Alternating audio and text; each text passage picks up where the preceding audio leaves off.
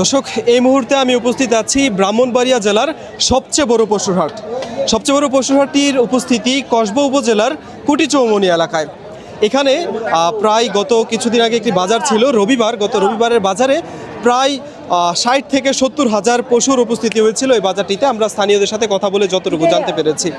দর্শক, এই বাজারটিতে অসংখ্য পশুর উপস্থিতি, কিন্তু আসলে বৈরী আবহাওয়ার কারণে আসলে এখানে ক্রেতার সংখ্যা কম বলে জানাচ্ছেন বিক্রেতারা।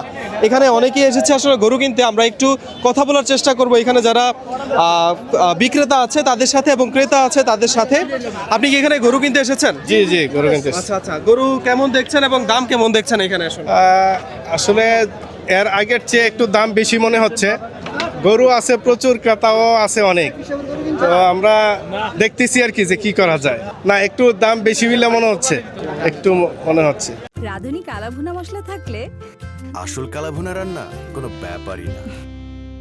দর্শক, যেমনটি দেখলেন যে আসলে গরুর এই হাটে আসলে গরুর দাম বেশি বলে মনে হচ্ছে। আসলে যারা ক্রেতা তাদের কাছে, আবার যারা বিক্রেতা আছে বিক্রেতাদের মধ্যে অনেকেই আসলে এখানে তারা জানাচ্ছে যে আসলে তারা বিক্রেতা যারা আছে অনেকেই বাসায় উপস্থিত রয়েছিলেন।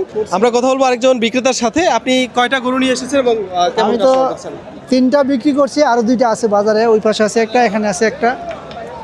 দেখতেছি আর কি বাজার। আর মোটামুটি বাজারটা মিডিয়ামে আছে, একবার সস্তাও না আবার একবারে দামও না, ঠিক আছে, মিডিয়াম আছে। বিশেষ করে প্রাকৃতিক দুর্যোগের কারণে মানুষ এবার একটু বাজারটা নর্মাল। আর একটু চড়া হইলে ভালো হইতো, একটু দাম বেশি হইলে ভালো হইতো।